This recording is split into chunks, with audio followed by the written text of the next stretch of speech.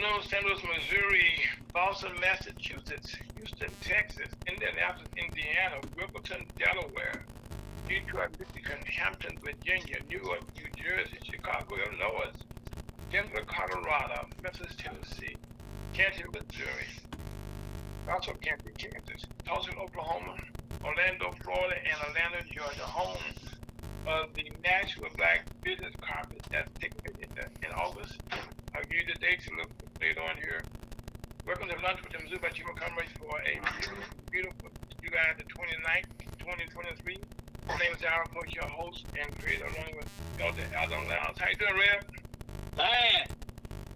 I'm fine. How's the wife doing? Fine. I always want to hear everybody's in the house doing fine. And Brother Scott, how you doing, sir? I'm too blessed to be distressed. Well, Scott, are we all keeping cool now? Inside, yes. Outside, I gotta be a little bit warmer because my air conditioning's out on my motorcycle. Yeah, that's right. Yeah, because that's not funny. But how's that air? Is it? Well, how is that riding the mic in it with his heat, Scott? Well, you do get a little bit of a breeze, and that feels good. But it's usually a hot breeze when it's this hot in the area. So. You hate to get to the stoplight, don't you? What's that? Hate to get to the stoplight, right? Yeah, stoplights can be a little long now, but that's okay. Okay. It's still a better day outside on the bike than it is inside in a car. Yeah. Okay, well, the boat will be joining us later on in the program, but we're broadcasting live on Ferguson, USA, HotTalkRadio.com. A beautiful Woodson Terrace that's in North County, North St. Louis, where we're located, and on Missouri. We thank you for joining us today on a beautiful hot Saturday in July. And also, without further ado, we will have prayer with Elder Allen Lyles, who's the pastor of the Walnut Park Baptist Church that's located at 5547 Avenue, that's in North St. Louis, 6121. Yes. We're about to have prayer with Elder Allen Lyles, the pastor of the Walnut Park Baptist Church, located in North St. Louis, in the Walnut Park area at 5547 Avenue, 6121. Next words of voice will be that of and the Elder Allen Lyles, our friend, who's the pastor of Walnut Park Baptist Church at 5547 Avenue, 6120, St. Missouri. So, Reb, how you doing today, sir? Fine. And what do you have for us today? Let's bow our heads. Yes, sir. Heavenly Father, we thank you for waking us up this morning. You didn't have to, but you did. Heavenly Father, we thank you most of all for your wonderful gospel. How that Christ died for our sin, was buried, and rose again. Amen. I continue to believe it to the saving of the soul. Yes. Continue to make heaven your home before you sleep and after you sleep. Heavenly Father, I should bless the sick all in the universe. And Heavenly Father, I should bless that the gospel go forth all over the universe, and the Holy Spirit convict spirits to be saved before it's ever too late. Amen. In Jesus' most precious name, amen.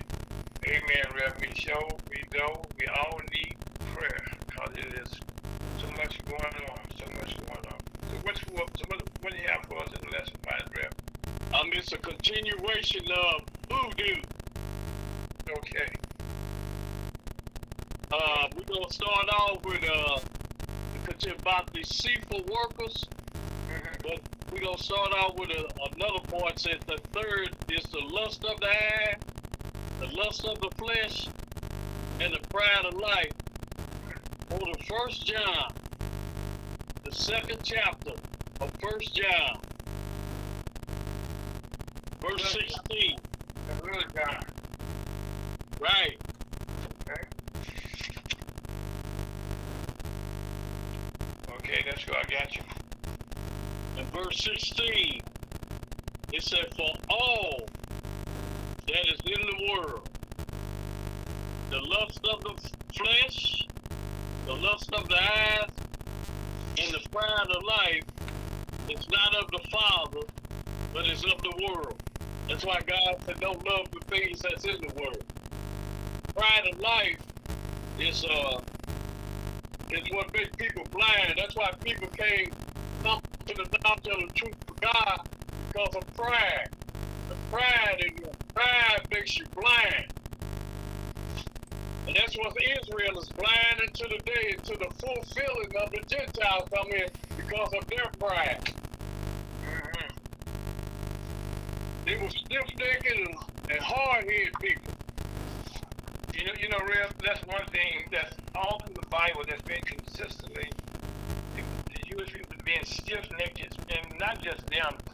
Stiff-necked means being contrary and difficult and not believing what the facts are. Amen. All right, now we're gonna go to Genesis, the 3rd chapter, Genesis, verse 1 through 7. Okay. Turn there. Okay, get my pages. 2nd chapter, your 3rd chapter. 3rd chapter, Genesis. That's the 2nd chapter is innocent. The 3rd chapter is sin. Okay. Beginning of sin is the 3rd chapter. Mm-hmm.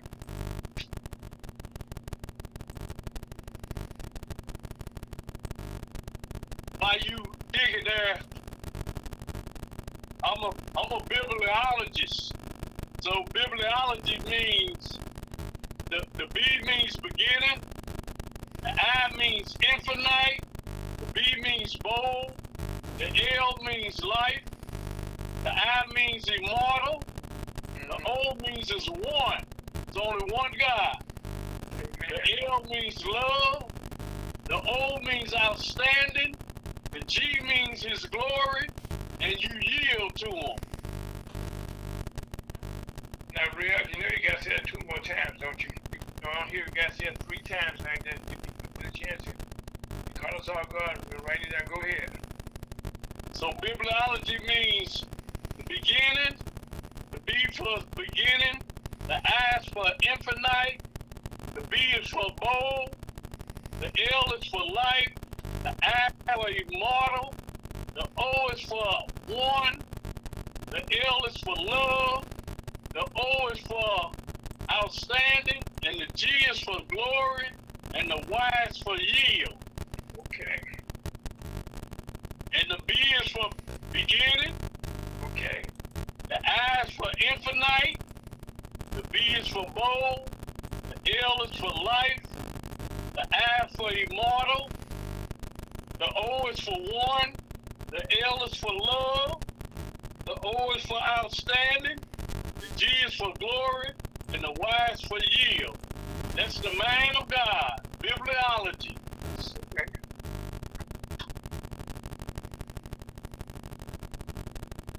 In Genesis, the 3rd chapter, verse 1, says this: Now the serpent was more subtle than any beast of the field which the Lord God had made. And he said unto the woman, Yea, had God said, Ye should not eat of every tree of the garden. See, that's the spirit that's in the world today. That's the spirit that causes all this confusion and chaos out here. All the evil doing that's going on out here. All the corruption. It is set up on this wicked system. The system is wicked because it's ran by Satan and his demons. Even though he got human beings, Satan got children. And those people that are in office from the president on down, if they're not born again, they're working for Satan. Amen. And the woman said unto the serpent, We may eat of the fruit of the trees of the garden, but of the fruit of the tree which is in the midst of the garden, God has said, Ye should not eat of it, neither should you touch it, lest you die. Now, it was some add-on in this 3rd verse because God had said, touch it or not. That was Eve and her ad-libbing in it. Okay. See, a lot of people, he didn't say nothing about touch. He told Adam, don't eat of the tree of the knowledge of good and evil.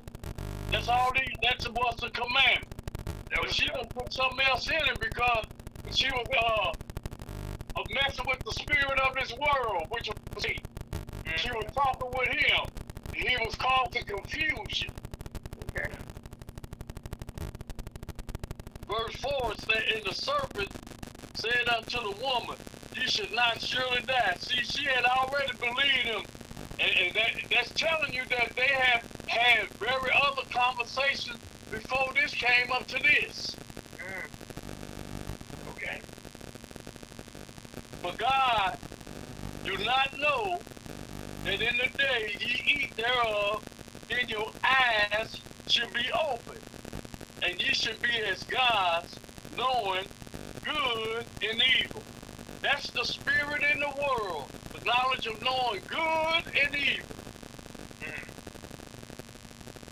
And when the woman saw that the tree was good for food, and that it was pleasant to the eyes, and a tree to be desired to make one wise, she took of fruit thereof, and did eat, and gave also unto her husband with her, and he did eat. See, Adam was with him.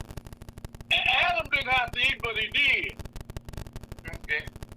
And everybody said the woman caused him, not a woman ain't caused him to do nothing. Adam willfully sinned. Because he knew he wasn't supposed to be eating of that tree. Yeah, that's a direct order. Yes, sir. And the eyes of them both were open, and they knew that they were naked. And they sewed fig leaves together and made themselves aprons. And that's what they're doing today in the world. Only thing they're doing in the world now, they got everything out now. They're shaking their rumps and everything. Everywhere you go, they half naked. That's why that spirit of the world is the lust of the eye, the lust of the flesh, and the pride of life. It's inside your house. It's everywhere you go. And it's talking about you as an individual.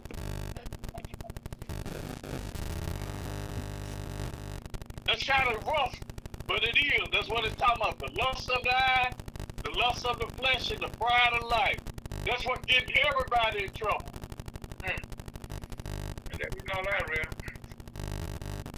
Now, the Zambians come from Niger. Congo is an origin. Akin to Congo, and the Zambi god uses Zambi, the voodoo snake, deity, the supernatural power. According to voodoo belief, they enter into and reanimate a dead body, will-less and speechless human in the West Indies, capable only of automatically of often believed to have been drugged into a catalytic for the hours of intimate. See, you could be drugged, and it could be an animal doing the work from that wicked person, or it could be a drug that they gave you. And the animal is a delusion. It's deceitful. It's invisible. And the purity of our God said, walk by faith, not by sight. What you see is temporal. What you don't see is everlasting, because it's yet to come.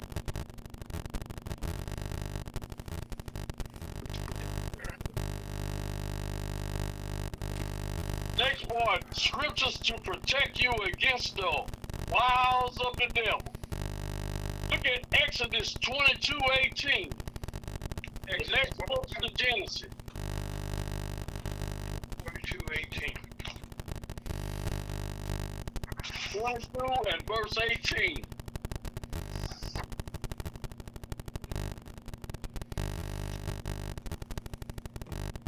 Notice what it said. Thou should not suffer a witch to live. And this was up under the law. This is talking about the judgment and crimes against humanity. Conjurers and, evil seekers are working for the devil. Those people are the enemy of human beings. Of a natural human being, he don't know nothing about that. That's why they can persuade him to do things, or her, or their children, blood sacrifice, have them doing everything. Have them smoking dope, drugs. The human says dealing with drugs, and that's the most thing. Like this weed they got out here, that they got out here, they done made it legal. God forbid. They done made it legal, and the people are worse than they was at first. Smoking. It stinks. It don't have no plants and order to it. And everybody you see, they be smoking everywhere. They be all out in the streets, on the corner, under porches, around places where it's dead at. That's where they live, around the dead, where ain't nothing there. And they be smoking their drugs and everything they can do. Wickedness, that's what they lack. Instead of cleanliness and healthiness. Not good. Look at Deuteronomy 18.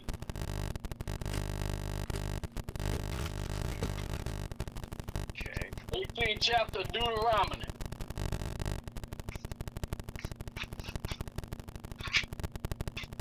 Okay, I got you, Rip.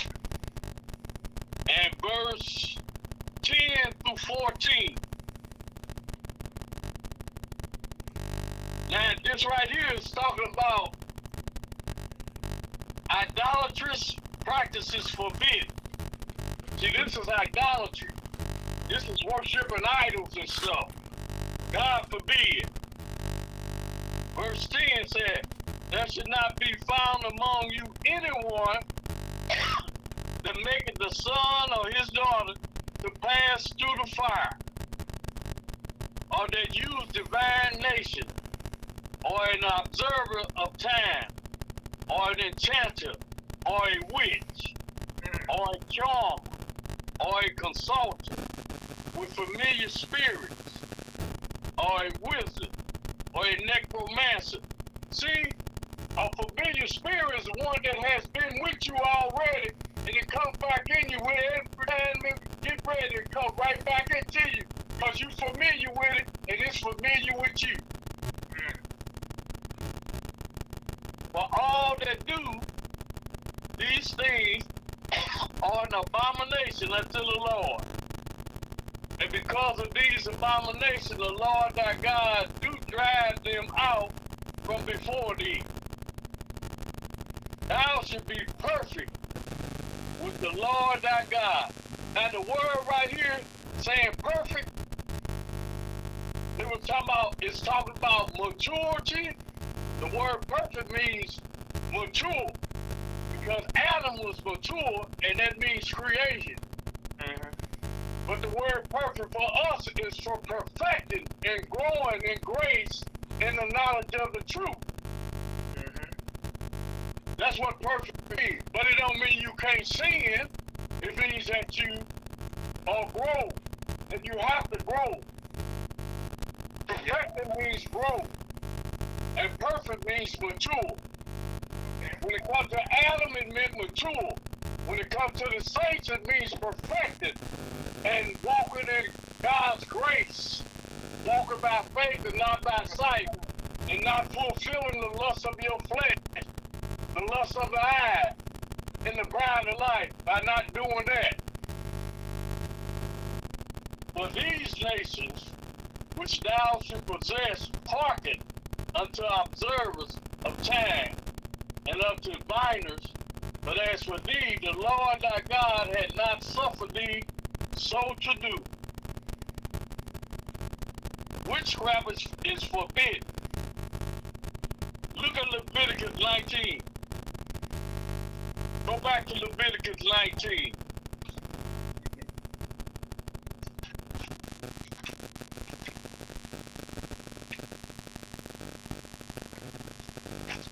I got you. All right. Leviticus 19 and verse 26.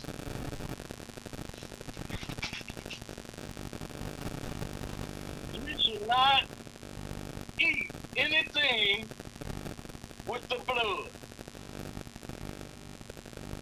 Now, blood is what makes an atonement for the soul. The blood is the life of the body. So when people are indulging in drinking blood, like people eat real raw meat, rare meat, they might well just go and eat a raw animal. Because you catch disease, but the meat is easy. It's easy to digest in the sense when you're chewing it and eating it because it's not really cooked up like that. So it's messed up. Anyway, but you need to cook your food done. Yeah, they tell you that, Rev, because, matter of fact, like we're in it, it's been said now that this COVID-19 came out of some unclean animals, from over China. Yep.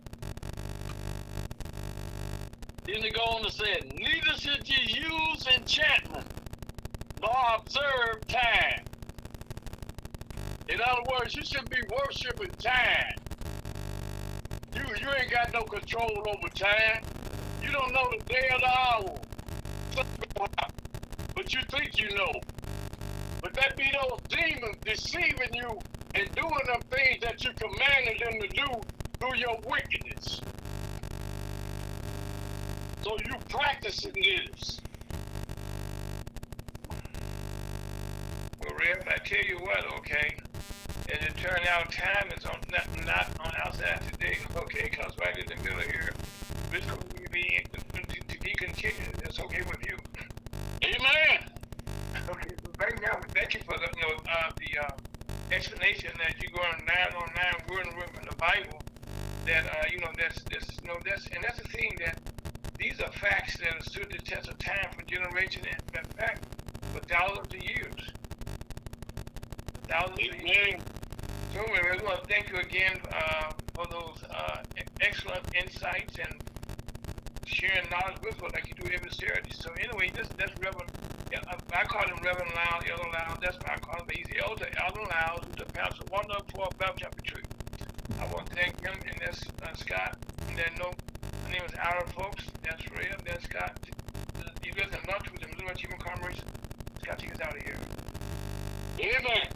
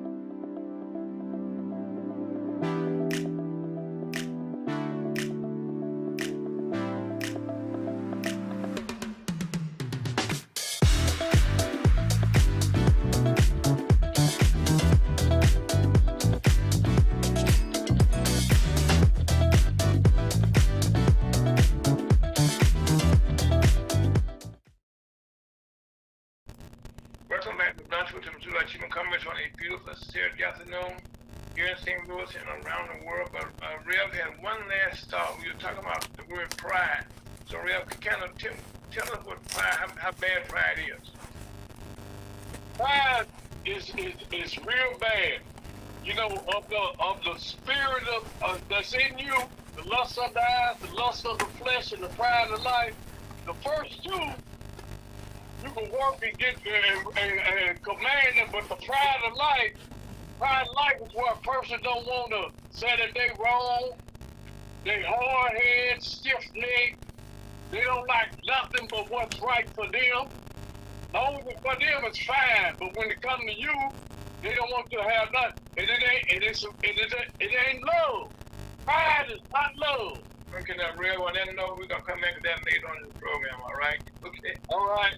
But anyway, one of the things, I don't care where you are right now, wherever you live at, you have been part of this has been the hottest July on record.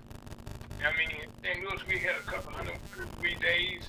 As you experience this, you can imagine, that we had 100 degrees here in St. Louis. In some places, like in Phoenix and places like that, they are up. They have had 20-some days of hotter than 22 degrees and 24 degrees. As a matter of fact, the global average temperature has been hotter than in the last 22 days for the first 24 days in July than any other date on record. This is according to the calculation by the University of Maine Climate Reanalyzer. And they analyze this stuff and they're telling you right now it's very hot. And it's getting hotter, but it's something Nelly. Getting hot up in here. Well, it is hot up in here.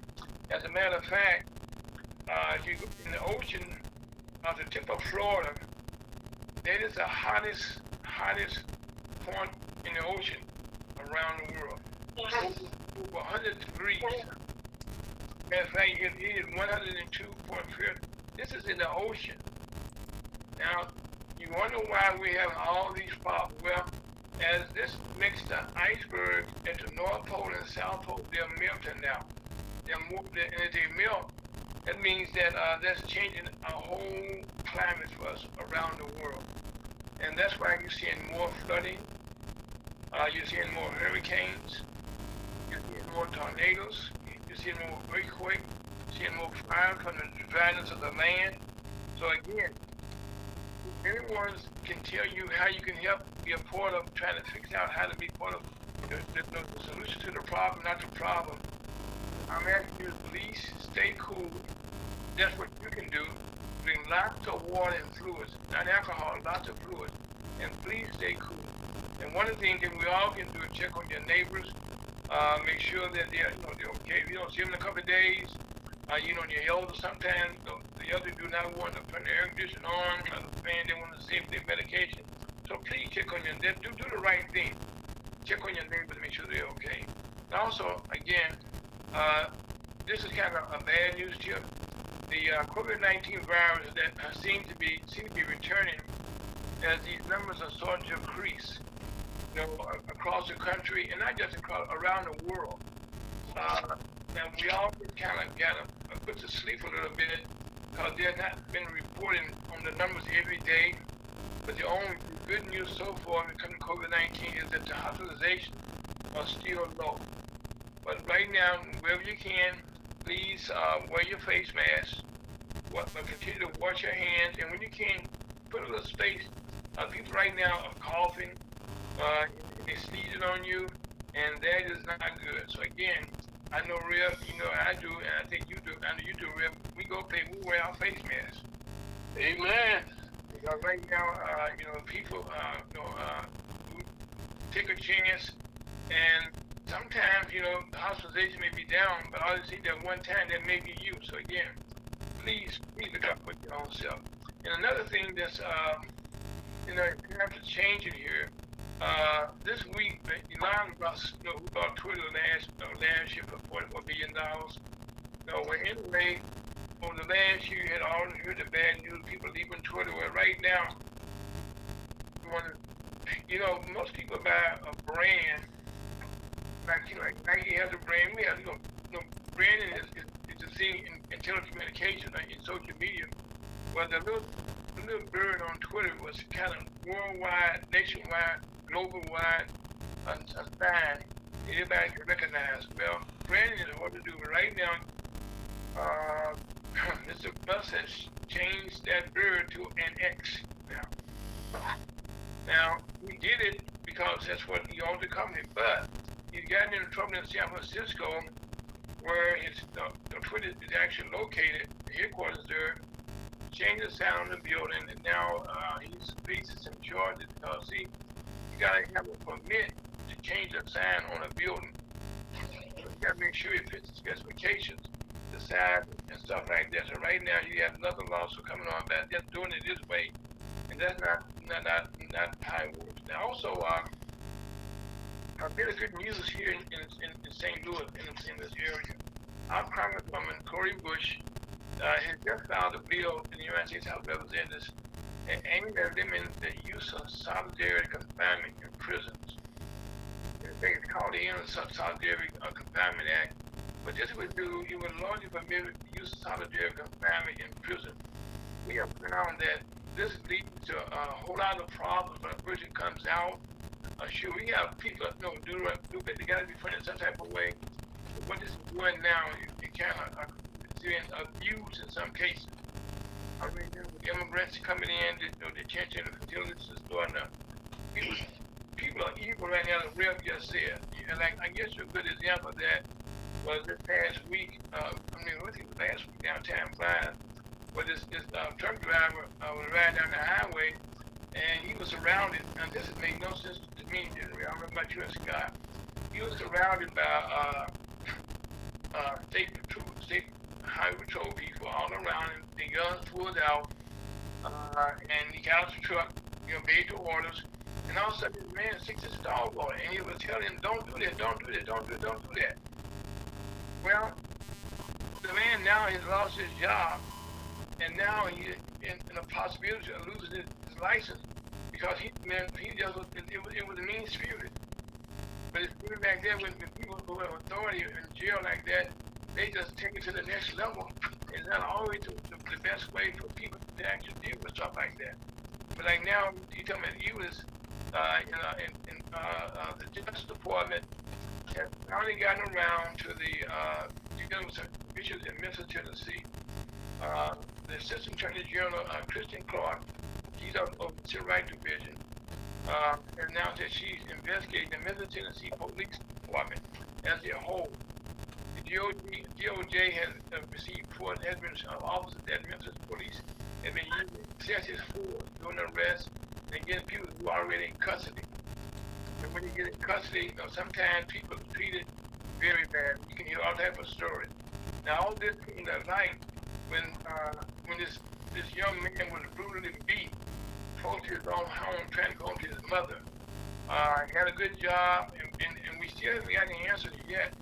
Why he was stopped? I'm talking about the gentleman by the name of Tyrese Nichols. He was killed, brutally beat up, and this is all caught on video.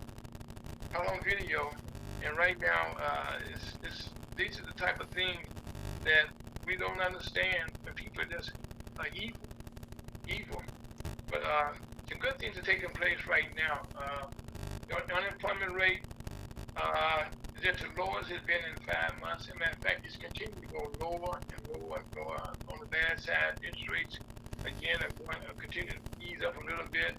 But right now, the economy as we know it, anybody that wants a job can find a job. Anybody that needs a job can find a job. Right now, the economy is doing very well. People are now having health care. In some states, like here in Missouri, they are cutting back on service to people. And in most cases, but I don't understand, most cities and states now have money on the COVID-19, but they see how much spend yet. And like here in St. Louis, they have over $300 million that are yet to be touched. And they're trying to figure out now how to spend their money. Now, while this is going on, which I don't understand, the people who are elected to office, they're on a salary. We paying these salaries, and if they hold back the money for people that it was given to are passing away because they still ain't getting their services. It doesn't make a lot of sense. It just doesn't make sense at all. Okay, so a lot of things you see, it doesn't make sense. And one of the things that doesn't make sense to me, I'm not the smartest person out there. I don't profess to be. But one of the things that I know a little bit about politics, but I don't understand the governor of Florida, how he can run for the presidency.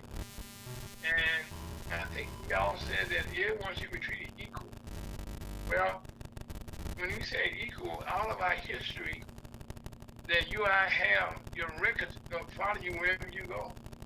And I don't understand his being so obsessed with not wanting to tell Black history. You know, to this, and then want to change it around. And I think for somebody to say that slavery was good, now, you know, I can't. I mean, it wasn't good. No place in history going back, to Africa. No one could anywhere say that this was a good thing.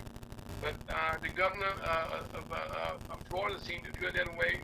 And not only does he don't want to tell the history of Florida, but Florida has a lot of history to tell.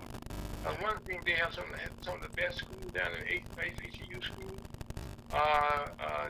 They have some of the best football team down there. Florida football guys who go on to make big time money, and also being that he's now kind of spread, with how much he do not like blacks. Well, in the last recent month, I should say, over 12 companies have moved their conventions or their conferences from Florida because of the Florida political climate. Because we know we have our members in Florida who have been pulled over or stopped and trying to be arrested just because of the color of their skin. And they definitely, it was not immigrant, because they look like an immigrant. The police, they got a police force down there, and so people really are afraid for their safety. Matter of fact, one of the things that took place in the recent weeks, the National Society of Black Engineers, well, they moved their conference away from there, and also the Alpha they the oldest black intercollegiate fraternity in the country. Well, they would meet in Atlanta when it comes June, come 2025 for their conference, because they're moving away from Florida. But it's apparently Florida is ashamed of their own history. Over slavery that dates back to 1763. And Great Britain gained control of Florida following the 7-Year War. If Florida doesn't teach their children about their history, children will always have internet and their friends to tell them the truth. So it's not like there's not a source to go get the information. It's there, but you just gotta go look for it. And right now, all of our kids, you go places, Rev, Scott, I'm glad you see it all the time. You got these little small kids, 2 or 3 years old, got some type of computer. I mean, and they're playing with it, and they calm and peaceful. My grandkids are smarter than I am. I know this. I think a week or so ago, my wife, with my sister-in-law, she had some of my grandkids over, so my wife, kind of treated the kids with some little special treat. But breakfast one morning, she would get waffles and stuff. Now the older kids were having a good time eating, blah blah blah. But the youngest one in the group, a little young man, about 2 or 3 years old, all he wanted was his little computer. An hour. Yes, sir. They're in the generation of automation. Yep. So they're gonna have to learn how to do these machines. All right, for a job. These machines is a part of the spirit of the world as well. Oh yeah. Because everything, you can't do nothing unless you do something, and it's stopping the kids from thinking. They don't think. They just look at something and point at it, and it come up on the computer. You ask somebody something, they ain't using their own mind to go think and research. They're not doing that. All they do is say, Alexis, tell me this. And those computers gonna ruin, they're gonna learn about them. And that's your alien stuff too. But Rev, I remember I was in college, and of course I was taking with drafting, and they told us in those days, could not use a calculator. A calculator, which is the basic part now, in trying to in doing our drafting work. And Right. so now, like you just said, well, really, well, if anybody applies for a job and you apply for your benefits, if you try to work with the IRS, any government agency right now, you have to use a computer. Right. Everywhere you call, automation is going to answer the telephone for you. Yep. If you get a live voice, sometimes I'm just amazed and happy to say, thank God. You know, when you go to the grocery stores here in St. Louis, I'm not sure about other places, but one of our major supermarkets now has a system where they got two systems. Like in the old days, you had stock boys who would check on stock the shelves, or somebody go through there and count what's missing and certain what they need to replace. But they have a machine now that does that all during the day. So that's a job that's been lost there. And then, there was a time that we went to the gas station. We had to pump the gas for you. Those jobs been going a long time ago.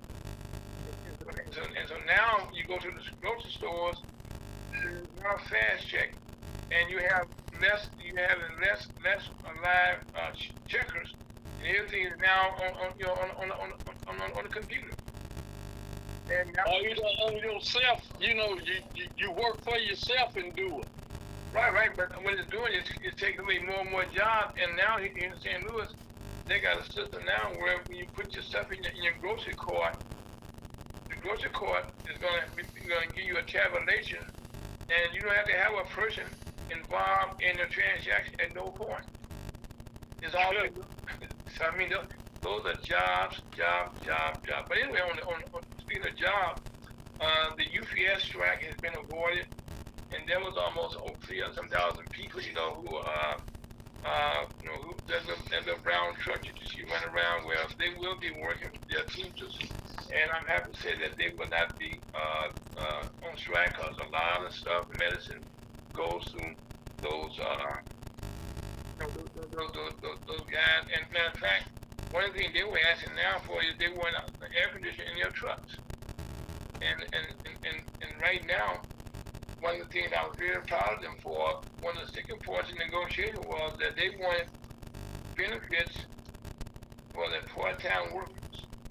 Now, see, these are how companies, other employees get their benefits because they want to make sure people don't go union, so they can get them benefits like unions are getting now.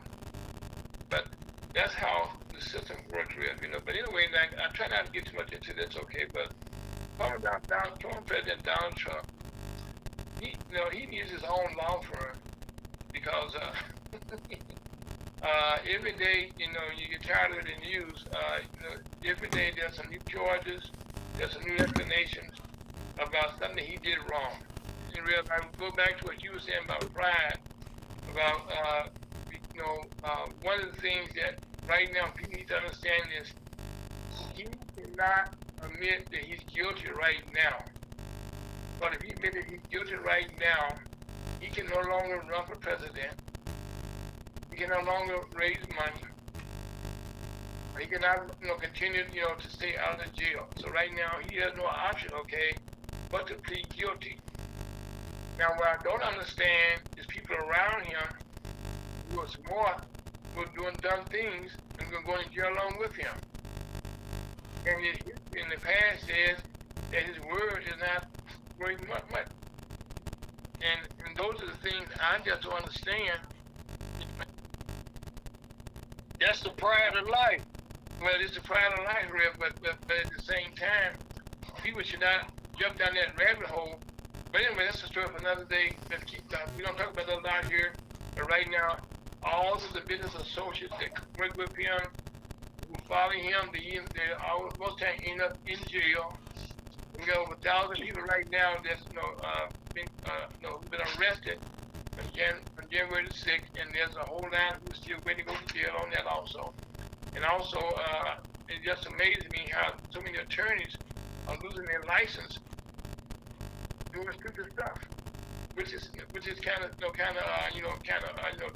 I don't know, but that's over my pay grade, so I'm not getting into that. But also on a good note, okay, The unemployment rate is the lowest, as I said before. But on the other side, the strike at UPS has been done. But in California, in Hollywood, around the country, the screenwriters and the actors unions are being on strike. And this is going to come to a head very soon, because right now TV is about to change, for the good or for the bad, but it's about to change. And also in the U.S. Senate, something that's moving forward. Finally, two senators, one was a senator from Kentucky, had a hold on nominees in the State Department for ambassadors to go to different countries. Well, Italy, Ethiopia, Jordan, United Arabs, Nigeria, Rwanda, and Georgia. These confirmations have gone forward because Senator Rand finally approved that. Now, keep in mind, the ambassador for Nigeria just got approved, and there's already a revolt there. So this is how these holes are changing the system for everybody. And also, on stupidity again, is Senator Tuberville from Alabama. She refused with any military nominees, and this is going to be real crazy here. His thoughts about his personal feeling about an abortion policy does not cost anybody money. These people want to be able to travel on their own expenses and go where they need to go for their own personal lives. And this is coming up on the start of the school year, kids, everybody's involved. And also here in St. Charles, Missouri, there's a high school called Fancy Town. Well, they continue what happened. The school board, this past school board, they put in some policies that were respected the black students' rights there. Well, a new school board came in. Guess what? They said all that went away. They don't believe in that no more. So there's a little pot brewing there in St. Louis City and County. White jacket and murder continue to rise. On that note, my name is Aaron Folks. That's Elder Alan Lau, Scott Owen. My name is Aaron Folks. We have this is Ferguson, USA.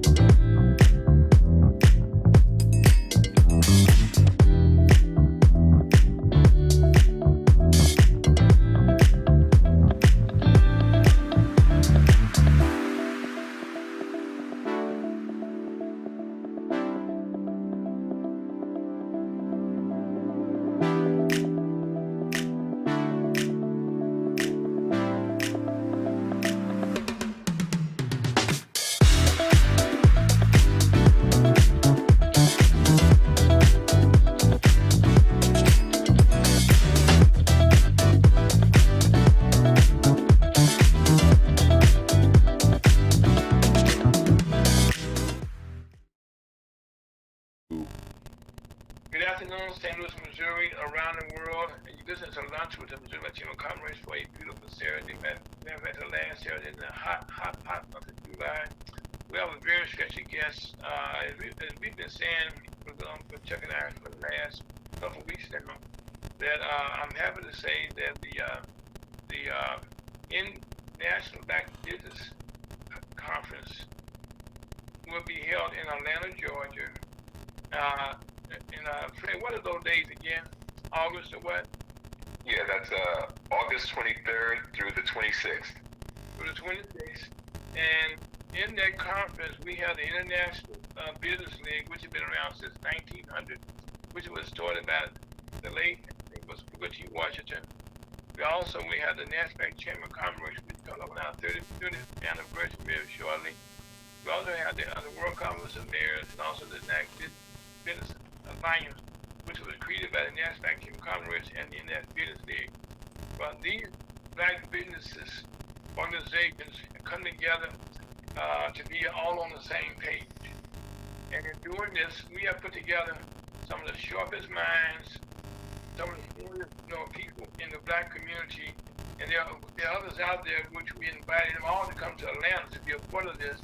And today, our special guest today is Fred Anderson.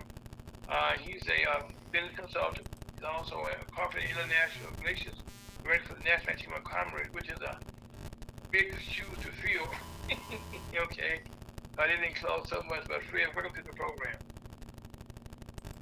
Well, the program is going to be a very, very totally encompassing program talking about businesses, doing business, getting in business, and basically from a Black business perspective. And not only domestically here in the U.S., but all over the globe. So we have an international day that we kind of label the Pan-African Day. So it's going to be in a very broad agenda. Okay, now when people hear when they hear international, for black businesses, tell us all what are the, give some of the countries that we're talking about. Some of the people that represent our country and some of the business they be bringing to the table. Well, I mean, one of the, I think, beautiful developments that's happening in the Pan-African community, like when we say Black businesses, that encompass Latin America. There's an African indigenous group of Black businesses that we deal with in chambers in Latin America, Costa Rica, Colombia, also in the Caribbean. We talk about the Caribbean islands, the CARICOM, Barbados, Bahamas, Jamaica, St. Lucia, Barbados. And then obviously when we talk about on the continent, all the 54 different countries of the continent, we're pleased to have at least 7 countries that have actually confirmed, ranging from Nigeria, a delegation, Kenya, Senegal, Ghana, Cameroon. That's just to name a few. And from the what we call the public sector, government, as well as the private sector businesses, and the business ranges in the areas from the creative economy, that is the name is referring to the entertainment side, as well as agribusinesses, as well as technology, as well as what we call the textile industry as well. So there's a whole host of industry sectors that'll be there and looking for opportunities to connect with other Black businesses to be doing business with them. Fred, to my knowledge, this is an all-time first, in our country that you have these many Black businesses in the same place at the same time on the same page. Am I right? I think you are absolutely correct. There's a monumentous occasion where I think we recognize that our strength is in our collective, collaborative efforts, and I'm so pleased to be part of it. I know. One of the things that I know you listen to the program were really loud was when you were talking earlier about people not working together, about being self-made people. But for us in this, okay, what you just described was just one component of what's taking place, in Atlanta next month, and to have opportunity if you're a business owner in this country that's like to increase their reach in another country. You don't have to pay to go there. They're coming to you. and we all know, Fred, that in most countries, when you do business, other places they have a whole new set of regulations and requirements that you have to do business. And most times they can't get to the top. They go into somebody trying to help them out. They pay extra money, but this way you go directly to the top. Am I right? Absolutely, and one of the things to that point, we're going to be having businesses from all over the diaspora there looking to do business with other Black businesses. In addition to that, we're going to have the resources that the U.S. government provides to help businesses to do business internationally, to export from the U.S. to other countries like continents like Africa, countries in Africa, and to Latin America, and we are pleased to have participating in Prosper Africa, which actually helps to import and export, to help export commodities and businesses from Africa to the U.S., and also to help provide assistance for Black businesses who are looking to do business in Africa. So we're really pleased to have a true, what I call a one-stop opportunity to kind of connect with doing business. One of the things, Fred, here that what we just said here, but there's another part of this, because these same countries right now are looking for opportunities in our country so they can invest here and bring their products to the United States. Am I right? And I'm glad you mentioned that. That's so true, because one of the I think the misunderstandings is that there are not other affluent African or Black businesses abroad in other countries, but they do exist, and they are looking to do business with Black businesses here in the U.S. Yes. And for them, it's hard for them to find us. And so what this has made,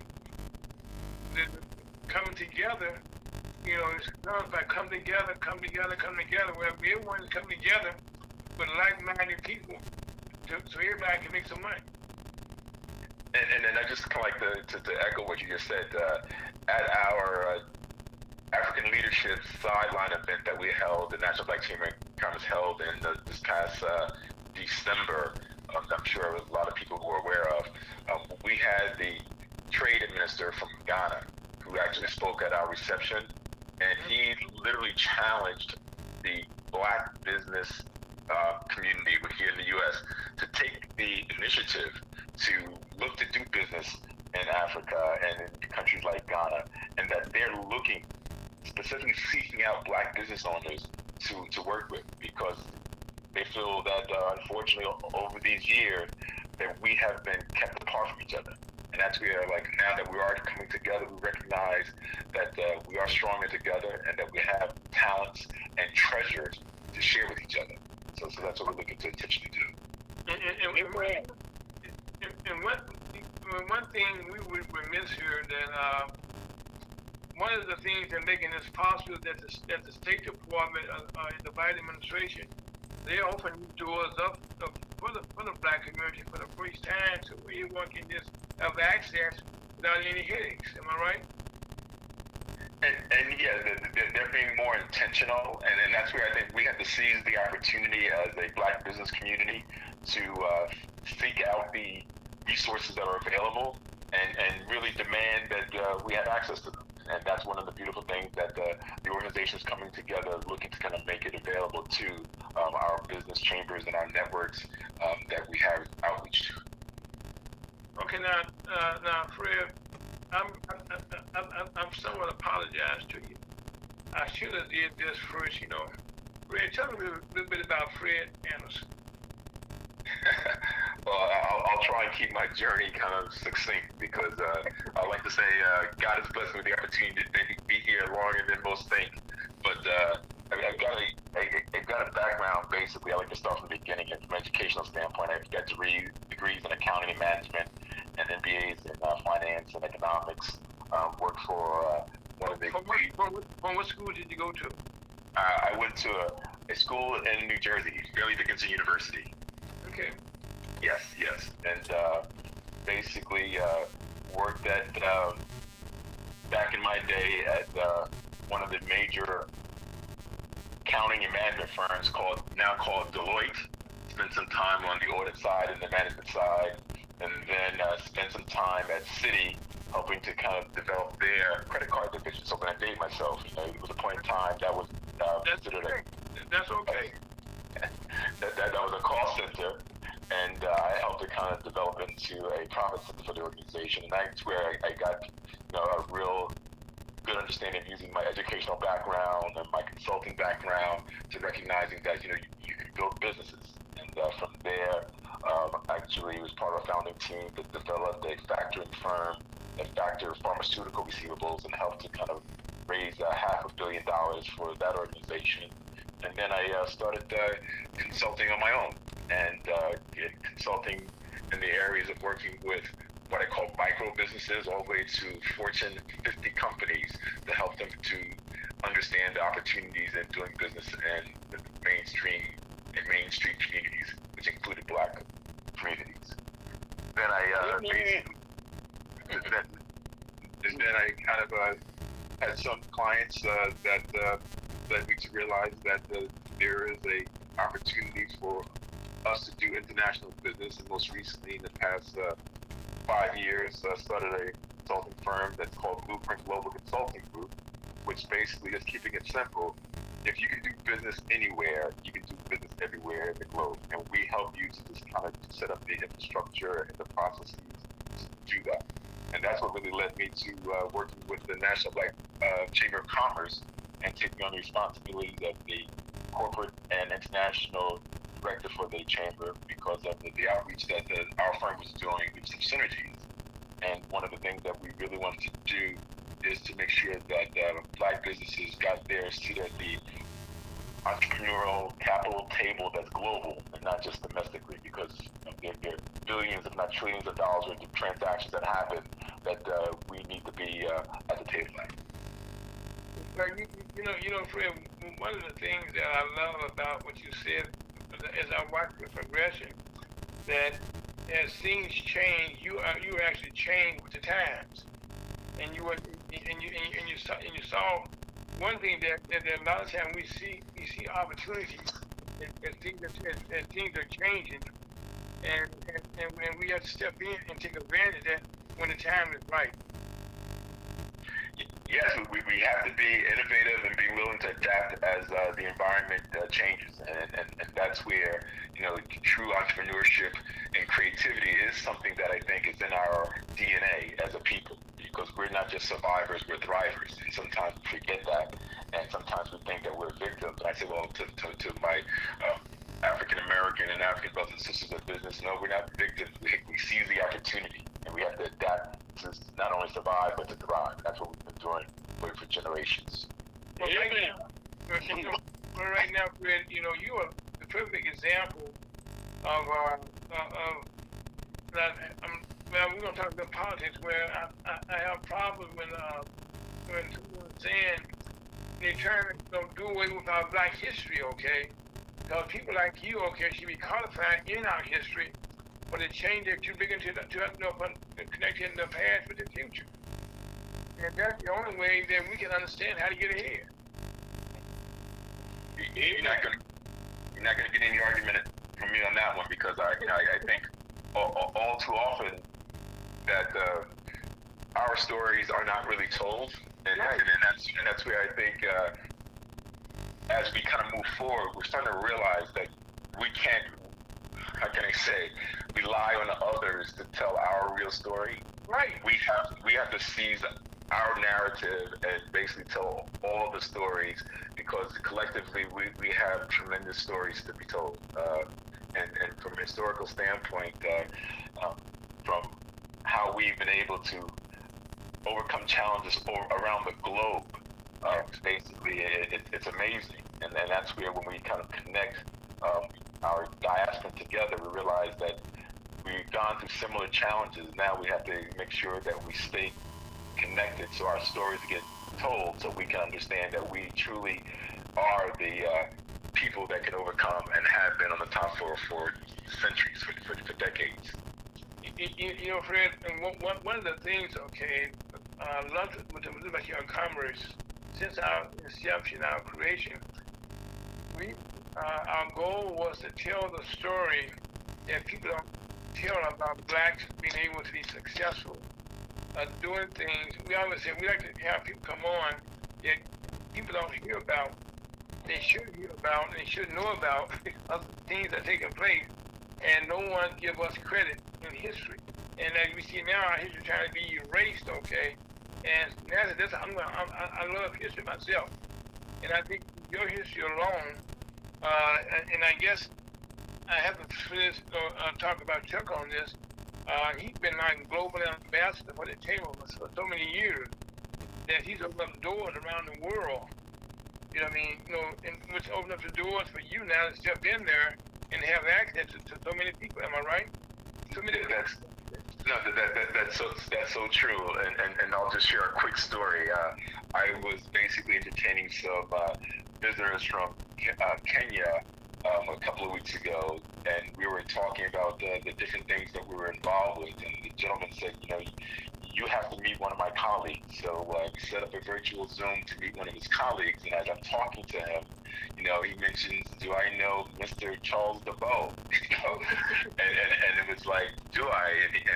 And the beautiful, how can I say, narrative, the fact that he shared that he had conversations and met Charles and Harry and Kay over 12 years ago. Right. And that's where it did my heart so good to realize that the work that the Chamber's been doing through Harry, Kay, and Chuck, that it still continues, and that's where it also reaffirmed that we're truly 3 degrees of separation from knowing all the people that we need to know. From me to meeting someone that's talking to me about economic development in Kenya, and me talking to them about what we're doing, he said, I need to introduce you to someone. And he has the knowledge of, yes, that we are a collegiate group of businesses that are trying to do it together. So it was a good experience. Fred, one of the stories I like what Chuck had told us on the air was about what happened down in Colombia, where the vice president there, when she was during her inauguration speech there, she spoke about how the Black Chamber of Manufacturing and Commerce and gave her philosophy had changed in how she presented herself, and from there that same narrative had changed how the president of that country decided he needs a black female be on the ticket to be successful, and that all came from something that the National Chamber of Commerce had paid their seed in another country, and it went up to some other people now, and it continued to spread. No, I mean, and that's, and see, to that point, I mean, when you look at the African marketplace, okay, the Black marketplace, it has an impact in every aspect of our society. From how we should be governed, how we should do business, how we should be socializing, and that's where sometimes we as a people don't own that credit. And I think that's when we should start doing that, recognizing that we do make that an impact, and we should be proud of that impact. And it's usually a positive impact, but sometimes society tries to make it seem like it's negative, but it's usually a positive. But see, one of the problems there is that there's not many outlets in our country, such as this program today, that's spreading the real story, about what the facts are, and what you are doing, and what Chuck is doing. And matter of fact, as all of our chambers are doing.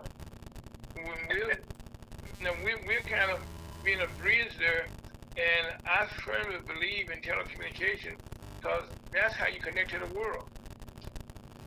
No, I definitely agree, Gene, and I thank you for having me on your show, and I thank you for having your show here, because it's very important, and everything that we do, collectively adds up, and sometimes people don't realize that. But when you start saying, well, hey, there's roughly, I would say, hundreds of millions, of people of African descent, but we're just kind of sometimes spread out. When you look at us as a marketplace, we are the premier marketplace around the world. Everyone utilizes to kind of, how can I say, leverage their stories. And then that's where we have to recognize programs like yours is really important, so that we need to keep utilizing it to leverage our story so the truth gets told, so the information gets out there. Well, Fred, one of the behind-the-scenes stories that's taking place right now in the world, in the entire world, involve people in Africa right now. When it comes to Putin in Russia, with what's going on over in Ukraine, because Putin is now reaching out to Africa right now, trying to get their support, and they have forced him to change his philosophy about a blockade he had put in place. And this all came because of the efforts of Black Nation. Am I right? That's correct, and that's where the African nations have come together and made their opinions known, which basically made him realize that he could not just take it for granted that they were going to fall to what he felt was the right decision for his country. So,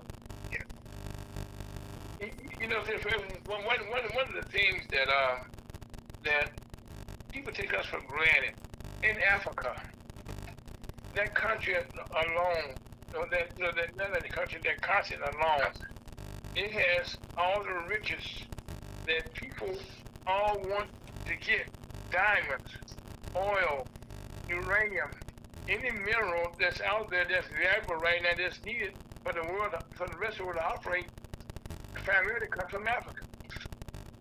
No, definitely. And what's really happening, the continent of Africa and the countries in Africa, they're realizing that, you know, they are the wealthiest natural asset-based land that the world has to offer. And so with that, you know, they're recognizing that they have to take a strong position in making sure that the resources that they possess are valued at the level that they should be valued at, and collectively, that if you're going to look to do business on the continent with the 54 different countries, you have to do it in such a way that is respectful and values the human capital that's in the country, because all too often the world has looked at Africa as basically taking the raw assets from the country and from the continent and basically not giving them the true value for it. And that's where a lot of the country leadership are saying we want businesses to be brought to the countries in Africa so that the people of Africa can basically benefit from doing business with the world. And that's where I think the unfortunate circumstances in Ukraine, as a war happening, and people saying how that's going to impact the food chain, recognizing that it does. But when you say, well, gee, Africa has the largest arable land, and so that meant that Africa's been underutilized.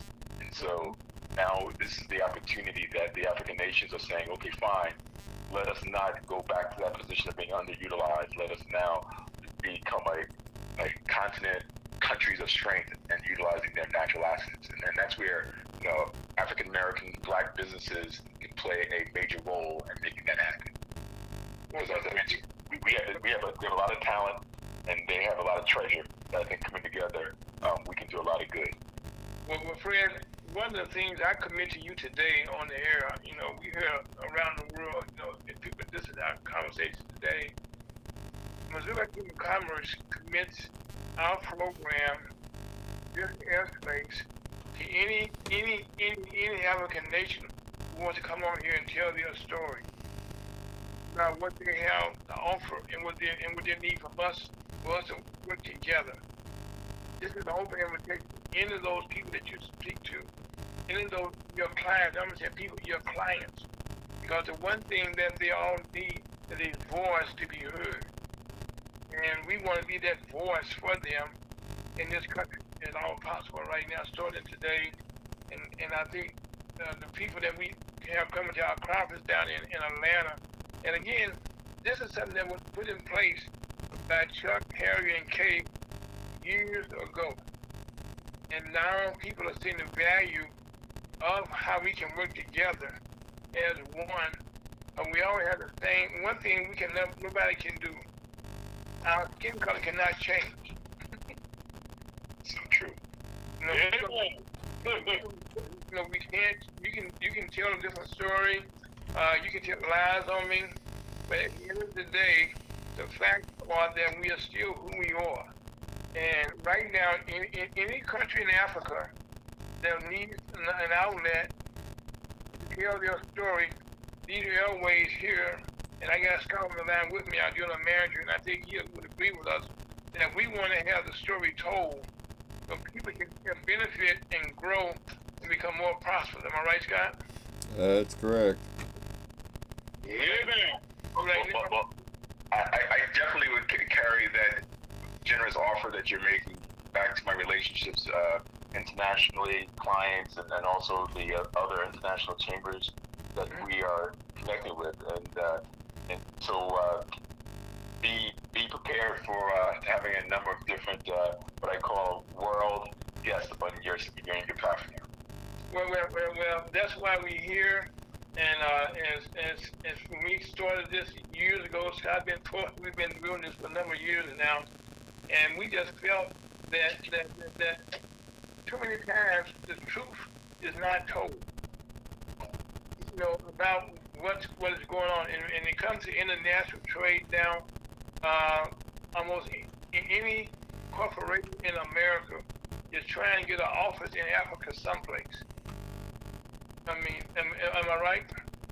Oh, most definitely, and that's where all too often it's been a lot of the Fortune 100 companies that are looking to rush onto the continent and to different countries to set up a position so that they could be first in line to take advantage of the opportunities, and that's where what we're trying to do both in the chamber and our firm is to let what we call the true black businesses know that there is room for us to be at the table to get a part of those business opportunities, and our black brothers and sisters around the globe are looking for us to kind of be there, and they want us to be there, and that's something that I'll just mention.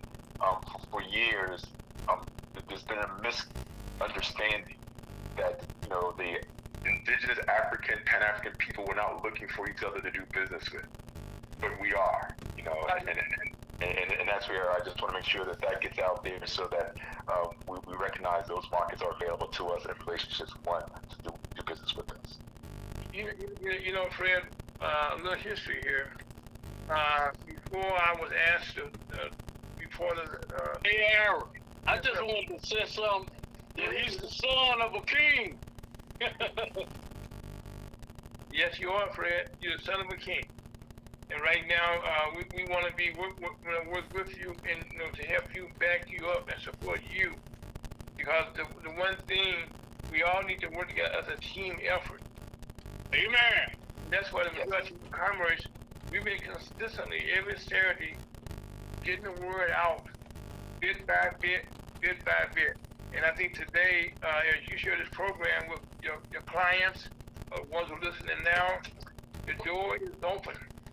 And we want to communicate with you.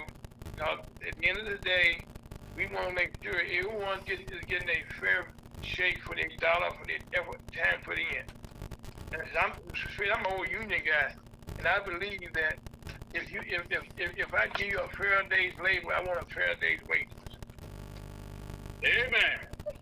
Yes. And part of my journey, one of my first internships, actually, I had the opportunity to work for your union in their pension department. So I definitely understand the collective bargaining of the labor coming together. Yes. And that's one thing, okay. Unfortunately, our black community, even here in our country, we'll talk later, okay. That's one of the things that Missouri Chamber of Commerce right now is trying to take advantage of bridging that gap, so our people here in our country can understand the opportunity they have to work with the trade unions, to be a part of. See, one of the things that President Biden says all the time, I'm a union man.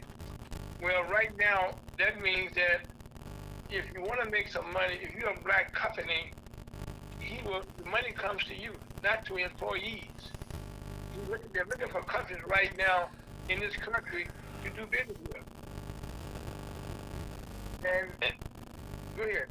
And I was saying the principles of a union is basically, I think, is what our conference stands on, being together. If you stand together, you actually get more business opposed to being an individual just trying to get a job. So that's something that's within we're already. Well, no, that's Fred. The main thing is you get respect. A good example right now is what UPS just did. Okay, they came to the table, and UPS itself is making boo-hoo dollars, billions of dollars, every day, and they are nowhere close to going broke no time soon. But they need to share that wealth with the people that's actually making the money for them. Amen. And that's it. and when we come to African nation, African people here in this country, that we want to be respected, and we want to be the voice that, see, the power of communication, what we're doing right now, Fred, is very powerful. When people hear your voice and my voice today on Rev and Scott, it's totally good. This is a unique opportunity. We want to take advantage of it. Yes, and I think it's a good thing that we're definitely showing that we can come together, we can do business together, we can work together, we can tell our stories together, because as a collective, basically, we are a market that matters in every aspect, as I mentioned before, in our society. And so we should basically use our strength of togetherness to basically achieve our own objective for our people and for our communities. Well, you know, the power of this conference, so far we have just been discussing the international part of what's going to be offered there. We haven't got off into the conference of black mayors around the world who are going to be in Atlanta, what they're bringing to the table.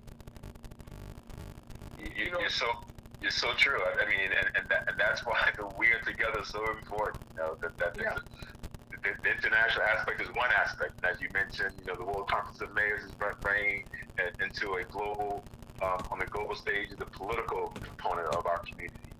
And the National Business League is talking to the other aspects of business. And the National Black Chamber of Commerce, you know, there with all the different chambers, it's a wonderful culmination of strength.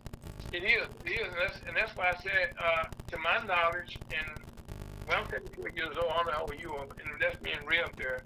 But in my lifetime, I have not seen this caliber of blacks assembled in the same place and be all on the same page. Yeah, and I don't disagree with you on that. And the current history, I think it's a monumentous occasion that definitely needs to be recognized, and that's why, you know, during the conference on Friday, we're calling it Pan-African Day, but the thing that really is going to be the culmination of that is the celebration of the National Black Chamber of Commerce 30 years of being an association. 30 years. And it's all about working deliberately together to making our communities better from a business standpoint. You know, one of the things, Fred, you know, I'm so honored that Harry, I met him for the first time during the Michael Brown situation here in St. Louis, in Missouri, and I was just, you know, I was honored to meet him. You know, take my word for it. But to be asked, to head up the state of Missouri, and I told him no. Be honest with you, 4 or 5 times, right? Because I said, you know, I just broke my neck, but he was very persistent. You know how Harry was, I should say, and he said, things that happen around the world, and there's nobody in Missouri for us that reach out to connect to the rest, because things right now, we need somebody there. And we feel that you had the capability to do that. And so I found it, you know, relented. And since that time, our mission has been to make sure that I, you know, make sure his trust was not misplaced. And as Chuck and I have worked together since Harry and Kate's death, to make sure, as I told Chuck every Saturday on the program, when he was traveling, that he is a global ambassador that's taking the word out from the dream that Harry and Kate held about what we're doing exactly now. No, I'm happy that Harry was persistent, and I'm happy to hear that you gave in and created an opportunity for the businesses in Missouri to kind of have a place, because that's what it's all about. You know, creating a network of people that are like-minded, looking to just strive to doing good things, and then that's where, you know, we continue. You know, we create a platform that is greater than who we are as individuals, because it's for the greater good, it's greater cause, and that's our people. Okay, but let me say this first, okay, before somebody take this the wrong way. The reason I was resisting, but I just broke my neck in November. Okay. And I had been paralyzed, during that time period. And when he asked me, it was in March, which is about 4 or 5 months after I broke my neck. And so, to be honest with you, people didn't know I was going to be alive to do anything to save my own self. But definitely under those circumstances, I can definitely understand. And I just thought, like, unfortunately, many of us, myself included, sometimes when we're asked to step into fill certain roles, it's a bit intimidating because you want to make sure that you deliver for the people that you're representing. And sometimes we underestimate ourselves, and then sometimes people see in us what we don't see in ourselves. Where they encourage us to be on the stage, and then once you get there, you realize that okay, fine, it was the right thing to do. Right. I commend you. I commend you. Amen.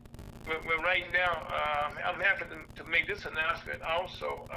We've been talking about having our regional conference for the Missouri Chamber of Commerce here in St. Louis, and just this past week, we were able to consummate that. We had met with the Mayor of Ferguson a couple of weeks ago, right before the matter of fact, it was prior to the holiday, about weekend. Yeah, that's right. Okay, we had met with her, and we asked her if we could bring our conference to Ferguson, Missouri. We want, to highlight the good things that people don't know about Ferguson, and not the bad things they're portrayed as. And so she agreed, and this past week we were able to come to agreement on a date and a place for our conference in April. I'd like to invite you to be there also, by the way. That's what made possible. And well, thank you for the invitation, and I'll look to be there. That's my birthday month. I know. You told me that it's your birthday month, and it's my wife's birthday in that month also. But it's gonna be a good month for everybody. But I think right now, as I kind of fulfill what Harry kind of vision was, bringing in St. Louis, we have all these major corporations that are all located in the St. Louis area. We have a global, international presence here. And I think with some of your clients that you have, we want to have access to some of these companies here. And by the way, they will also have access to you also into the country that you represent. Amen. Well, whatever we can do, and I know this is just a redundant pledge at the National Black Chamber of Commerce, and me specifically, personally, professionally, I'm looking to be supportive. This goes back to my overall desire for us to be together, trying to do good things together. Well, I thank you for that, but that's just some of the things that we see that is important to communicate with each other and communicate with people that don't have access to the airways like we're doing this right now. This is a blessing right now, and not only is this a blessing because this has been can be heard again tomorrow at the same time, 1 to 3 Central Time, and again on Wednesday. That this will be a rebroadcast. And we're live on Facebook, Twitch, and YouTube. Live, also on FergusonUSAHotTopics.com. And we also can be found on Spotify. Now, this by itself, Fred, is such an opportunity for a lot of people. No, it is, and that's where I'm going to look to let as many people know of how to access and listen. And then, as I mentioned earlier, I'm going to look to get some of our international relationships to be guests on your show, because I think they've got a message that's important to be shared and that will be beneficial to your listening audience. Well, we have the airways. That's why we created this. It was my vision. We created this early on, to be able to make a difference in our communities, not just here in St. Louis. I foresaw myself being able to help outside of St. Louis and make some of the things St. Louis they need to come in here with some black opportunities. We need jobs, jobs, jobs, jobs. That's why our crime is so high right now. And all I see is we have crime problems. Because they need jobs, good paying, not just a job, good paying job. Jobs for them. You know, and unfortunately, you know, economic development is usually number one reason why crime is high, and that's why, you know, from the African American and Black perspective, in order to kind of be able to provide jobs, we have to own businesses. And entrepreneurship is one of the ways that we can start, you know, looking to say, hey, how can we start a business that could basically grow to employ maybe one person, two people. You know, before you know it, it could be 4 to 5 people.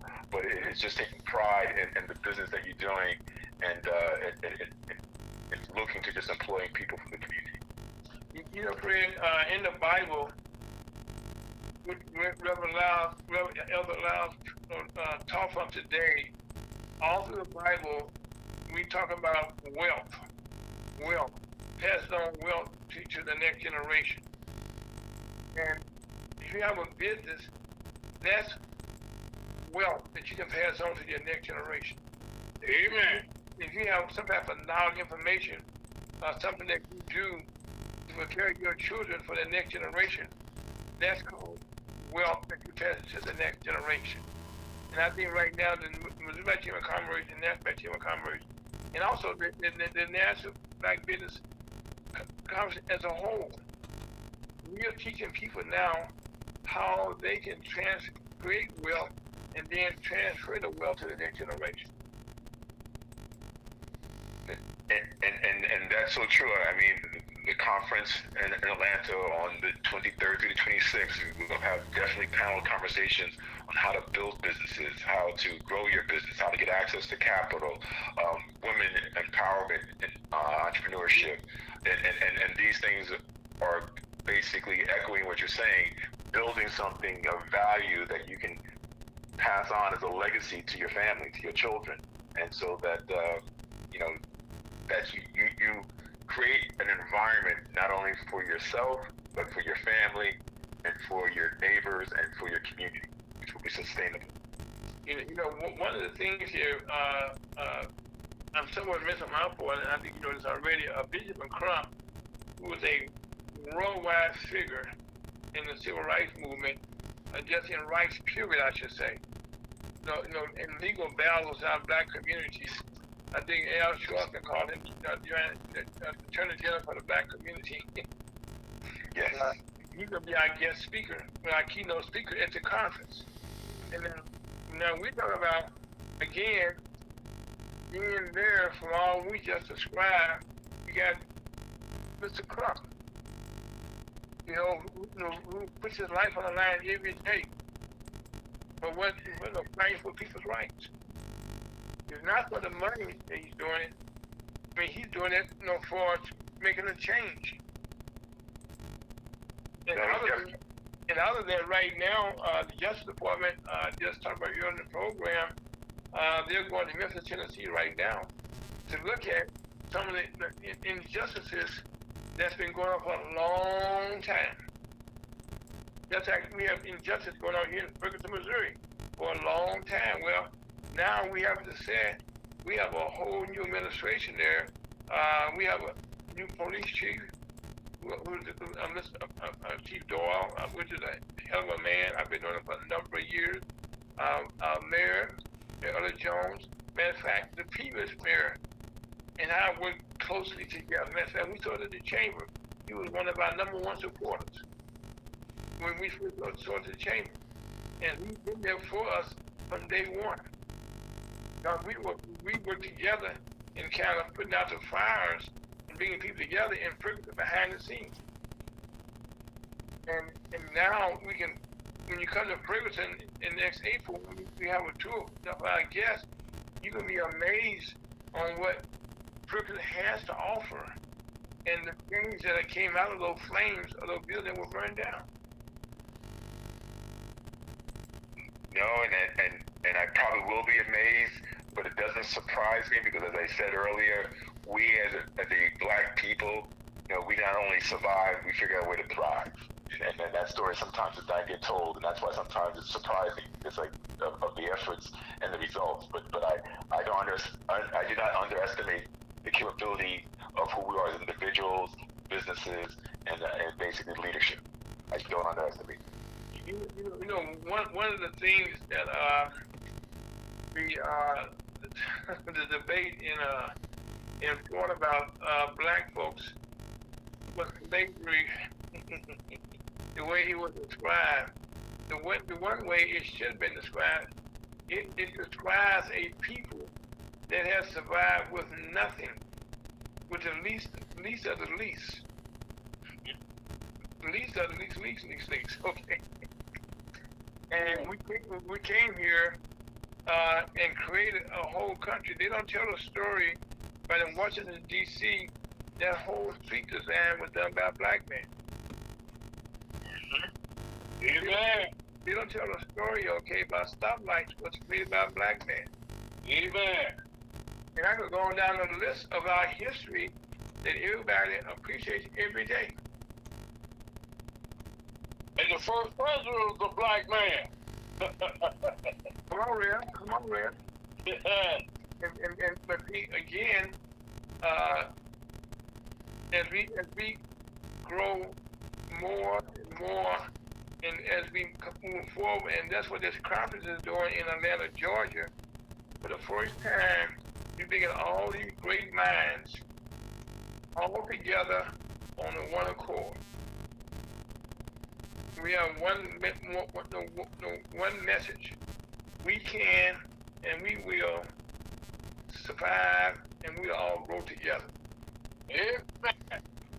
Yes, and that's a continuous story that we have to continue telling, so that it does not get lost that we are more than a capable community.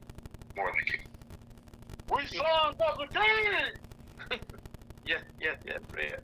And most recently, a friend of mine,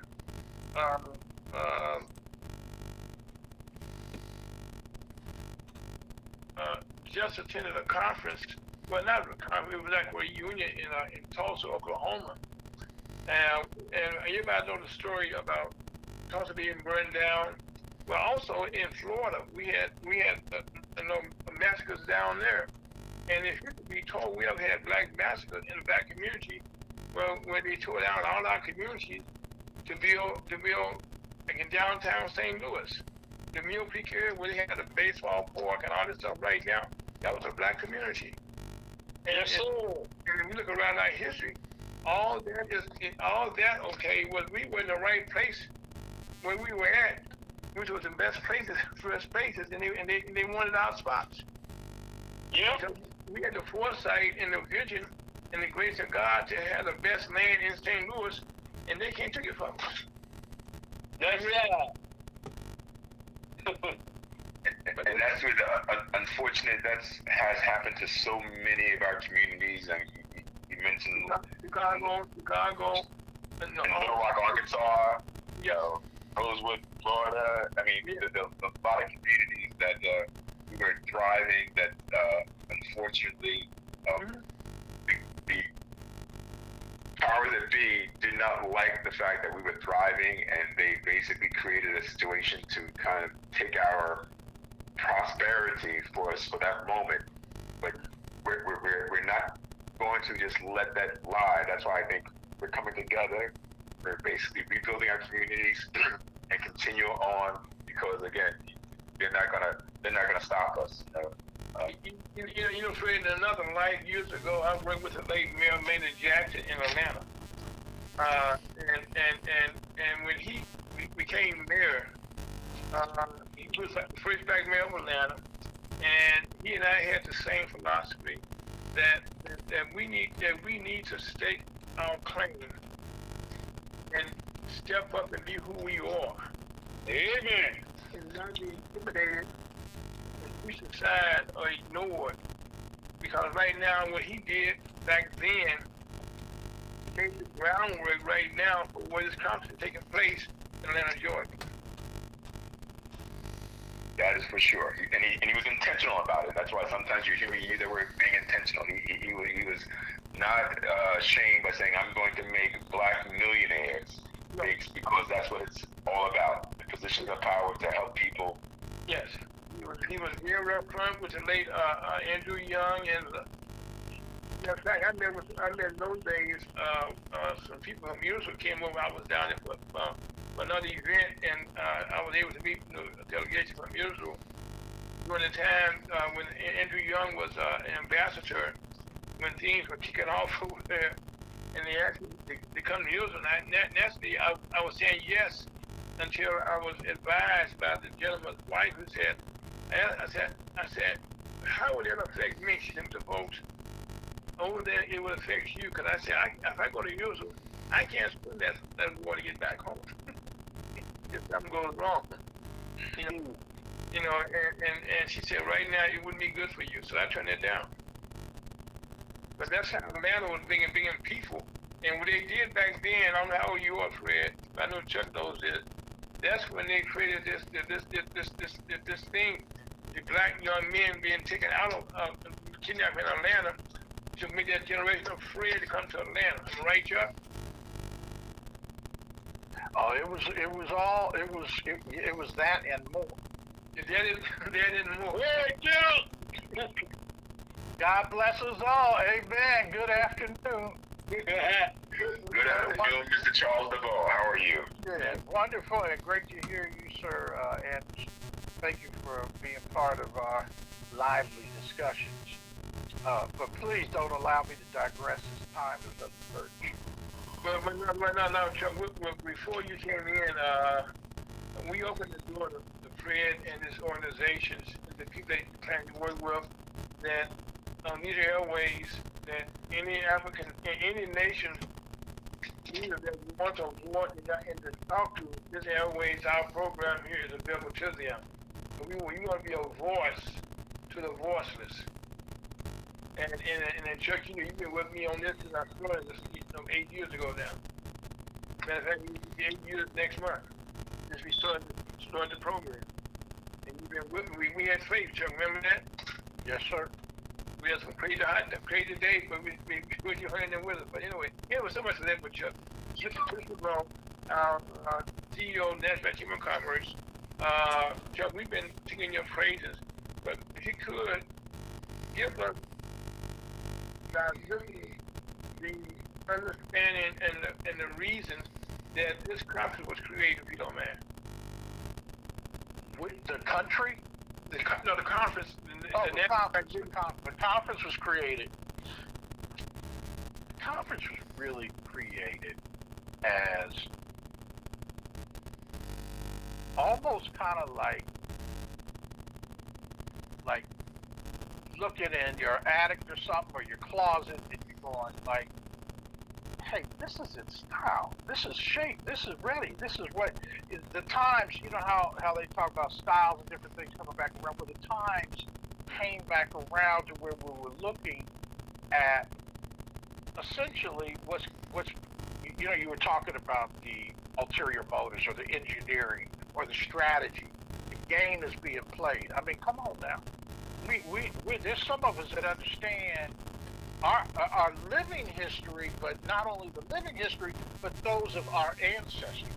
Mm-hmm. And the teachings of Booker T. Washington and W.E.B. Du Bois and Frederick Douglass, all the way back. I mean, they done broke it all the way back down to pre-civil rights era. Yes. And that's where we coming together to say that, divided, or we got this black business advocacy group, that one over there, and whatever. And so they kind of fooled around and let us kind of halfway get in a coalition that corporate foundations were controlling. And we're like, wait a minute now, y'all didn't really think you're going to get these unbossed and unowned, off the plantation Negroes together and that we weren't going to be seeing exactly what you're doing and how you're trying to do it, and give us a script and almost kind of like make us a puppet to where you got a hand behind our neck and you move our mouth and you speak. No, that ain't happening. So what we're doing is going back to the basics, and you can debate whether affirmative action worked for who or what, but if you go down to the report card or the bottom line or what, it's like as soon as they get able to put some dilution in that purity of what was originally from the 1964 Civil Rights Act, what was really the intention and what was the definition of a minority. And it was really Black, Hispanics, Native Americans. The minute they started putting white folks back into minorities, that's when they had the game. They turned the tables. And all the successes of the minority programs were then, we started seeing Black business opportunity and contracting and value measurement slowly going down, down, down, down, down. And that's where we came back today. And just what you were talking about with the what was burned down, and Fred, you chimed in talking about I think it was Rosewood and a few other places. I mean, you're right. That was a business model, and it was being replicated around the country, but it wasn't even all about Greenwood and Black Wall Street as much as every city where there were Black folks. We had an area where they were going to leave us alone a little bit, let us do business with ourselves. And that is when the interstate highway system really was the first one that a lot of us saw. And when they started putting highways like right down through the center of the city, or put those circular ones around it, the 495s and the 475 and the 465, all of them, they started doing that, and it was like, well, we're going eminent domain, and we're taking this property. I'm sorry, but you're gonna have to move. And then they came with the next play. The next play was property taxes. Your grandmother, like down there in the Ninth Ward in New Orleans after Katrina, those were homes that were generationally legacy inherited and passed on from generation to generation. Yes. And when they said they wanted to rebuild it, and they said, okay, so what are we going to do? Well, first thing we're going to do is the property taxes going up. And so what happens to those families that really don't have the income of the targeted market that they're trying to move into it, they know you got to let it go or they're going to take it. And so these are some of the little things that they do. And there's there's a lot. You can come with redlining, limiting your access to capital, all these different things that come into play. And then there's always that, I call it the Velveeta cheese, that box of cheese. A lot of people don't understand what does it symbolize. There was a welfare program we had in the United States of America where we're gonna give you a box of cheese, and it wasn't no money cheese, like some cheddar. No, this was old chemically produced American Velveeta. Not knocking the product, but that was your welfare. Don't do anything. We got you. Go give you some cheese. And so we're going all the way back. It's a long answer. Get you back. We're going back to basics. We're going back to the fundamental blueprints that are sound and proven and statistically measurable. And we are very comfortable having a political policy component in the room with us, which is the World Conference of Mayors. The National Business League has perfected the supplier diversity linkage between large manufacturers and large suppliers.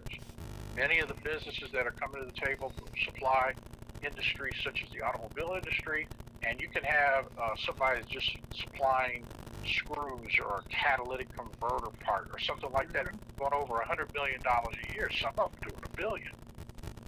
But they're still considered a small business, and quiet as kept, they're Black-owned businesses. but the way the game has been convoluted to where you can't even get a vendor code to become a supplier. So they're trying to go out now and buy companies that had the vendor number so they can get in there and take them over and try and put more resource, more money, more this, more that. But that's how they're able to do it, similar to that gentrification. That's what we really were describing there. So the conference is coming together. It is global. It's throughout the diaspora. So by black business being able to do business with each other, there's no other, it doesn't have to be any other common denominator other than we are small business trying to do business with each other. So thanks to Mr. Frederick Anderson, who's with us today.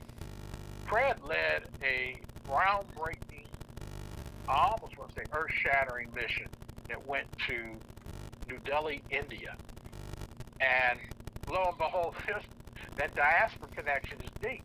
They said, they came to us and told us that they've been following the civil rights movement since Dr. King was over studying under Mahatma Gandhi in 1952. And they had the same kind of thing where they felt there was disparity within their culture based on skin pigmentation. There's some people over there, I don't know if you've ever noticed in these movies, there's always somebody that looks like they black. You know, it doesn't matter whether you're in Mexico or whether you're in India, and certainly you get over in Europe, those are Africans. But even in places like in Asia, like Taiwan, Thailand, Siam, all these other places, man, they got different skin pigmentations within their own culture, on which those people end up being disparaged.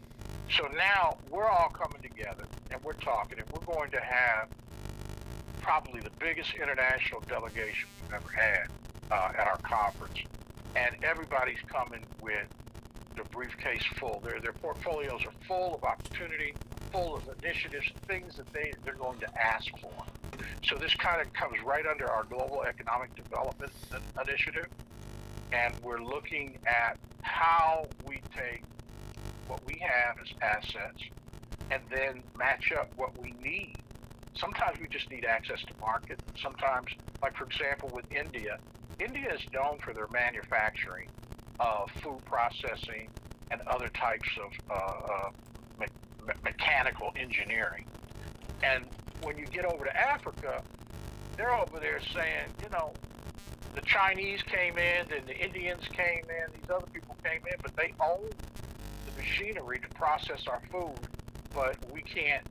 If they try to sell us one, it's going to be an older model, it's going to break down, the price is going to be high, and they're going to make sure they don't maintenance it. We can't take care of it. So they end up putting a monopoly on, you can grow all the, let's say, cashew nuts. You can grow all the cashew nuts you want. But what you going to do with it? Well, to get them processed, you got to come to us. And so that's adding value. And then take mangoes and other perishable goods like that. Because you can't process them, they're like, well, you got to buy them today because they're no good tomorrow.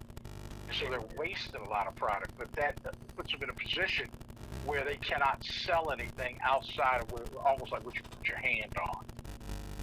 So it's seafood, it's agricultural products, it's all kinds of things where there's no added value. And it goes back all the way to the history of mankind. There is tea that you get from England. It's called English breakfast tea. Well, it's black tea, essentially, that's grown in Africa. You have Italian marble and linen, Irish linen, and all that. All that stuff's coming out of Ethiopia. But they get it and they take it and they basically do whole processing, cut it, polish it, do something, stick a label on it, and they're selling it back to the same people where they got it from, but because they had the machinery and all that. So anyway, it's a long story. That's what's adding value. And if we can get in our whole economic system, our ecosystem, on how, and we can get into this, but how they talk about the black dollar? Well, the black global dollar is awesome. It's scary. That's why they don't want us to do it. They don't want us to do it at all. I mean, and these people are going to do everything they can to stop. I mean, we're dealing with something right now where late this coming week, we're supposed to be going to South Africa, Ghana, and Nigeria with the International Trade Administration. Well, boy, if they don't have no, hey, you know that phrase, but ain't no shame in the game. They have no shame of saying, come look at our Negroes. We're going to parade you out here. And we're saying, listen, if y'all don't have the right black person leading this thing, it ain't going to be no trade mission. Come on. You know, we're not, who you think you are? What are you doing? And we paying for it too. Y'all ain't giving us no free trips. This Hey, is our, you know, but yet what? Africa's the key to the world, the key to the future. You know, so finally, baby, you know, it's always going to be a few but we're getting there. This conference is going to be where everybody's coming together. We're going to be dialoguing. We're going to have a opening keynote address from Attorney Benjamin Crump. And not only is he going to talk about civil rights and the affirmative action part, he's going to talk about the future and us being able to do business with each other. We have a strong agricultural component that's coming that is going to talk about food deserts, food insecurity, what's going on in other countries. Our dear friend Juan Cabrillo Cavieses is coming from the land management company of Colombia and South America on behalf of the Vice President of the Ministry of Agriculture. And they're going to talk about the reparations they've been doing, where they're giving land to indigenous and Afro descendants. And now they're asking American black farmers, can we help them develop crops and develop customers and put all the technical capacity that we need in there so that they can become a viable commercial entity. Folks, I hate to say this, but we've got three minutes left. okay. You're welcome. So, Ira, we'll be talking a little bit more about it in the weeks to come. Okay. By the way, Chuck, I sent you a text the other night saying that this past Thursday, we kind of went over and we were planning our first regional conference for the Ministry of Commerce in April. And one of our goals, Fred and Chuck, we want to kind of duplicate as much as we can what's taking place down in Atlanta, Georgia. You know, a small version of that in the Midwest. Excuse me. Taking it to the streets, as they would say. You know, showing other people that we don't have to be just one place. And we can, and we plan. We have the space available to do all we want to do, and we want that the world knows. So we in Atlanta, we have a flyer saying, "Come to Ferguson, Missouri, be a part of the Missouri Chamber of Commerce First Regional Conference." Excellent. Congratulations. Lock that date in. We have 2, 3, 5 sponsors that have initiatives and interests and things they'd love to do. And if we get that date on the calendar, we'll put it in the tour. Okay, we appreciate that. Yes, April 4th and the 5th, 2024. Well, we got about 2 minutes left. I'd love to dedicate that to Brother Frederick Anderson. Fred, tell us a little bit about the panels, workshops, and what you feel are the highlights of what our listeners would be excited about. Well, again, the conference on August 23rd to 25th is going to be a stellar event, and we're going to, I'll give you a quick highlight. We're definitely going to be having panel discussions that are going to be every aspect of getting in business, starting a business, getting access to capital, growing your business. We're going to have added panel discussions that are going to feature the other attendees that are going to be talking about such topics as trusting yourself in uncertain times of entrepreneurship, transformative power of wellness and business culture, topics including institutions of change. One of the great topics that we think is going to be really good is having the athlete's mindset in business. So I think that's a great workshop that people should be interested in. We're also going to have the U.S. Census Bureau there. We're going to have the U.S. Patent Office there, talking about how to protect your intellectual property. We're going to have representatives from the Exit Bank and Prosper Africa helping you to finance international trade business. So before we get cut off, how can people find out about it? Where can they go? What website? They can go to the nationalbcc.org and click on the National Black Chamber website, or they can go to the nationalbusinessconference.com. nationalblackbusinessconference.com, and go over to both the agenda, and here's the last one we'll leave you with for today. We'll come back and talk more next week. We have a very special price for members and listeners from the Missouri Black Chamber of Commerce, and you just go down and you can be an exhibitor and get tickets to every full service tickets, all the meals, the galas, the lunches, everything, for $250. That's a minimum of a $1,500 value right there. So go ahead, come on down, follow with brother folks here and the team. Rev, everybody on the show, you're welcome. Come on down. Your family. Let's go. You listen to the Missouri Chamber Conference on a beautiful Saturday afternoon. That's Chuck, that's Fred, that's Scott, and that's me. I don't know, folks. Not to Missouri Chamber Conference. Talk to you again next week. Scott, on that note, get out of here. Have a safe day. And life is good.